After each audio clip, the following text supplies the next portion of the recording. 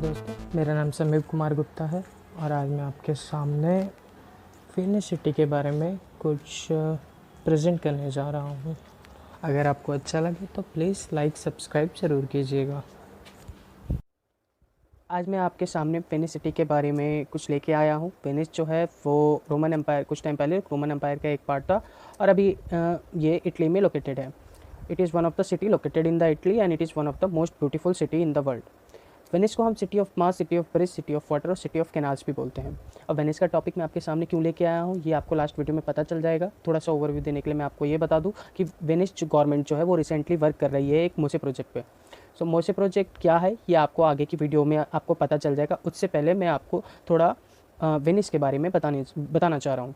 सो Venice को इतने सारे टर्म्स से क्यों रिप्रेजेंट किया जाता है। सबसे पहले उसको city of mass, city of bridges, cities of water और सिटी ऑफ कैनाल्स क्यों बोला जाता है। सो आप जो देख रहे हैं मेरे पास वेनिस का मैप है। जब आप इस मैप पे देखेंगे तो ये वाला जो पोर्शन है और ये वाला जो पोर्शन है पूरा का पूरा वेनिस का है। सो पहले मैं ये सोचता था कि ये जो पूरा पार्ट है एक है, बट जैसा कि आप देख रहे हैं, जैसा कि आप देख रहे हैं ऐसा नहीं है। यहाँ बीच में भी कैनाल्स हैं, जो कि आप ब्लू पोर्शन में देख रहे हैं, ये सारे के सारे कैनाल्स हैं। सो ऐसा कहा जाता है ओवरऑल 118 आइलैंड्स मिल के ये पूरा का पूरा सिटी जो है वो बना रहे हैं। सो इसलिए इनको बोला जाता है city of canals, because 100 islands के बीच में ओवरऑल 150 कैनाल्स जो हैं वो फ्लो हो रहे हैं। और कुछ वेबसाइट्स जो हैं वो क्लेम कर रही है 124 आइलैंड है, बट ऐसा नहीं है। विकिपीडिया पे आप जाएंगे तो 118 ही आइलैंड्स आपको अवेलेबल हैं वेनिस सिटीज़ में। सो इसलिए इसको सिटी ऑफ कैनाल्स और सिटी ऑफ वाटर कहा जाता है। अब सिटी ऑफ वाटर क्यों कहा जाता है, एक्चुअली आप देखेंगे वेनिस सिटी में कहीं भी रोड नहीं है, कोई भी गाड़ियाँ नहीं चलती हैं और मतलब रोड बिल्कुल नहीं है। वहाँ पे सिर्फ कैनाल्स हैं, वहाँ पे सिर्फ बोट्स चलती हैं और उन बोट्स को बोला जाता है गोंडोला। गोंडोला बोट, गोंडोला जो है उधर बोट को बोला जाता है, जिनसे लोग इधर उधर आते जाते हैं। उन्हीं बोट्स के द्वारा वो इधर उधर जाते जाते कोई सामान वगैरह लेके आना हो तो बोट से ही करते हैं। सबसे खासियत वेनिस सिटी की ये है कि जो हॉस्पिटल्स हैं उनके लिए भी स्पेशल्स जो हैं बोट्स बनी हुई हैं, उनके लिए भी स्पेशल गोंडेला हैं जो कि पेशेंट्स को कैरी करते हैं one place to the another. अब सिटी ऑफ ब्रिजेस क्यों बोला जाता है। All over the world Venice एक ऐसी लौती सिटी है जिसके पास 400 ब्रिजेज़ हैं, अप्रॉक्सीमेटली 400 ब्रिजेज़ हैं। विकिपीडिया के हिसाब से 391 ब्रिजेज़ हैं, बट ओवरऑल आप देखें तो 400 ब्रिजेज़ हैं। सो सबसे ज़्यादा ब्रिजेज़ जो हैं वेनिस सिटी में प्रेजेंट है, इसलिए इसको सिटी ऑफ ब्रिजेज़ कहा जाता है। Last city of mass. So Venice में एक फेस्टिवल होता है। उस फेस्टिवल्स में लोग क्या करते हैं, डिफरेंट काइंड्स के मास्क को वेयर करते हैं वेनिस की आर्टिफैक्ट्स को रिप्रेजेंट करने के लिए, या फिर आप कह सकते हैं वेनिस के कल्चर को रिप्रेजेंट करने के लिए। So all over the world सबसे ज़्यादा जितनी वैरायटी के जो मास्क जो हैं वो हमारे वेनिस सिटी में ही प्रेजेंट हैं। सारी वैरायटीज़ के आपको मास्क मिल जाएंगे और काफ़ी मतलब काफ़ी वैरायटी के मास्क इस टाइप के होंगे वो कि उनमें कुछ ना कुछ मतलब कल्चरल, रिलीजियस या कुछ ना कुछ वेनिस के बारे में रिप्रेजेंट करने के लिए ही होगा। या तो उनके लीडर्स के जो लीडर्स यूज़ करते थे पुराने ज़माने में, वो उनके फेस के मास्क बनाए जाते हैं जो कि वहाँ पे लोग जो वियर करते हैं। उसके बाद आता है, मैंने आपको पहले ही बताया कि ये पूरा का पूरा जो सिटी है, ये पूरा का पूरा जो सिटी है वो वाटर के ऊपर इस्टेब्लिश किया गया है। अब एक बात बताइए, पूरा का पूरा सिटी अगर वाटर के ऊपर बनाया गया है तो कैसे बनाया होगा, क्योंकि इतना सारा इंफ्रास्ट्रक्चर है इसके ऊपर, हॉस्पिटल्स हैं, हाउसेज़ हैं, फिर इतना सारा इंफ्रास्ट्रक्चर्स मतलब कैसे डेवलप किया गया होगा वाटर के ऊपर। सो इसके पीछे भी हिस्ट्री है। अब हुआ क्या, रोमन एम्पायर के टाइम पे जो रोमन्स थे उन्होंने क्या किया, वेनिस की तरफ जैसे ही उन्होंने देखा कि वेनिस मतलब डेवलप हो सकता है, उन्होंने क्या किया, एक एल्डर वुड नाम का वुड होता है जो कि ऑक्सीजन पुअर होता है। अब उन्होंने क्या किया, उस एल्डर वुड से उन्होंने एक पोल टाइप का स्ट्रक्चर बनाया और 10,000 मिलियंस ऑफ पोल्स जो हैं वो उन्होंने वेनिस सिटी के नीचे बिछा दिए।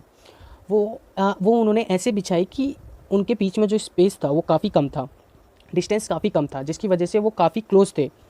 अब उसके ऊपर उन्होंने क्या किया, प्लैंक जो है वो बिछा दी। फिर उसके ऊपर उन्होंने मटेरियल डालना स्टार्ट किया, material in the sense rocks डालना स्टार्ट किया। फिर रॉक्स के ऊपर उन्होंने इंफ्रास्ट्रक्चर डेवलप करना स्टार्ट किया। अब एल्डरवुड क्या है कि एक्चुअली जो वेनिस है, वेनिस में जो वाटर है, हम कह सकते हैं कि ओवरऑल 118 आइलैंड्स हैं। सो ये जो वाटर है ये सॉल्ट वाटर है। सो एल्डरवुड क्या है, जब सॉल्ट वाटर के कांटेक्ट में आता है तो वो रस मतलब हम कह सकते हैं कि वो मतलब माइक्रो ऑर्गेनिजम्स जो हैं उसको डिके नहीं करते, उसको और पावरफुल बनाते हैं। तो इसका मतलब जितना ज़्यादा वाटर से कांटेक्ट आएगा उस एल्डरवुड का, उतना ज़्यादा वो स्ट्रांग होगा, वो कुछ टाइम पे रॉक का भी फॉर्म ले सकता है। ऐसा उस टाइम पे उन्होंने कंक्लूजन दिया था। उसके बेसिस पे फिर वहाँ के आर्किटेक्चर ने ये पूरा का पूरा बेस जो इस्टेब्लिश करा था। वेनिस को हम फ्लोटिंग सिटी भी बोलते हैं इसी रीज़न से, क्योंकि वाटर के ऊपर पूरा का पूरा इंफ्रास्ट्रक्चर इनका डेवलप्ड है। उसके बाद आता है वेनिस में 1966 में सबसे ज़्यादा तबाही हुई थी ड्यू टू द फ्लड। सो जो फ्लड आता है यहाँ पे वो आता है हाई टाइड्स की वजह से, जिसको वेनिस गवर्नमेंट एक्वा एल्टा का नाम देती है, जो कि 2 फीट से भी ऊपर तक की होती है, बट मैक्सिमम अभी तक 2 फीट की देखी गई है। सो उसको काउंटर करने के लिए अब मैं अपने मेन पॉइंट पे आने वाला हूँ। मैंने आपको थोड़ा बहुत ओवरव्यू दे दिया वेनिस सिटी के बारे में। अब मैं मेन पॉइंट पे आता हूँ। उसको ओवरकम करने के लिए गवर्नमेंट ने मोसे प्रोजेक्ट को इस्टेब्लिश करा। अब मोसे प्रोजेक्ट है क्या? अब मोसे प्रोजेक्ट है कि जो 3 इनलेट्स हैं, एक्चुअली जो वाटर फ्लो जो होता है, एक्चुअली वेनिस सिटी में water flow in flow out होता है एड्रियाटिक सी से। जो एड्रियाटिक सी है वहाँ से तीन ओपनिंग्स हैं, जिसको बोला जाता है लीडो, मेलामोको एंड शिकोगिया। सो ये जो ओपनिंग्स हैं, इन ओपनिंग्स पे वहाँ की गवर्नमेंट ने मोसे प्रोजेक्ट को इस्टेब्लिश करना सही समझा, क्योंकि यहाँ से ही पानी जो है वो आपके अंदर आता है लोगोन सिटी में। वेनिस का जो ये पूरा आइलैंड वाला जो पोर्शन है इसको हम लोगोन बोलते हैं। और एक बात और, वेनिस हमेशा सिंबल्स यूज़ करता है स्ट्रीट्स को रिप्रेजेंट करने के लिए। अगर आप देखेंगे कैनाल्स के साइड वाला जो रीजन है, अगर मैं आपको मैप पे दिखाऊं, तो अगर आप देखेंगे कैनाल्स के साइड वाला जो रीजन है उसको वो फॉन्डामेंटा बोलते हैं। अगर कोई भी अगर फॉन्डामेंटा देखता है तो उसको पता चल जाता है कि आगे कैनाल है।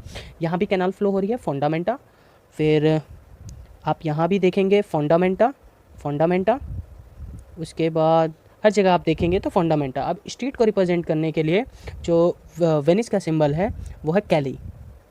मैं आपको दिखा रहा हूँ मैप पे, ये देखिए कैली, और उसके बाद स्ट्रीट का नाम।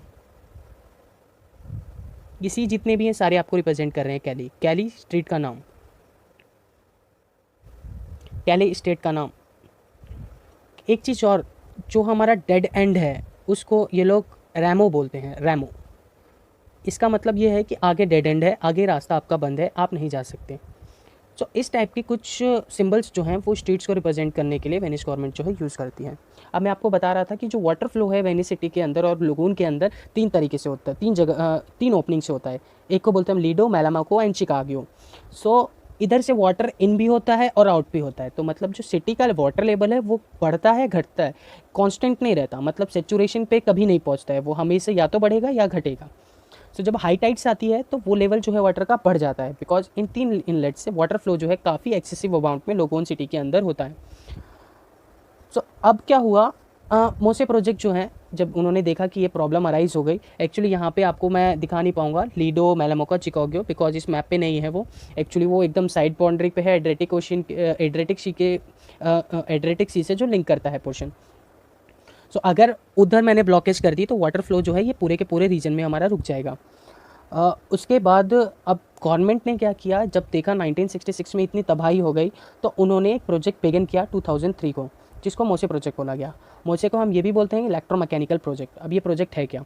अब उन्होंने क्या किया, एक स्टील प्लेट जो है वो स्टील प्लेट उन्होंने रेक्टेंगुलर स्टील ब्लॉक कुछ इस टाइप से इस्टेब्लिश किया। वो रेक्टेंगुलर ब्लॉक 9 फीट के आसपास थी। उसको इंक्लाइंड वे में जब वाटर का लेवल मतलब 2 फीट से कम का है तो वो ब्लॉक वाटर के अंदर है, लेकिन जैसे ही वाटर का लेवल बढ़ जाता है तो कंप्रेस्ड एयर उसके अंदर जाती है और उसकी वजह से वो जो रेक्टेंगुलर ब्लॉक है ऊपर की तरफ लिफ्ट हो जाता है।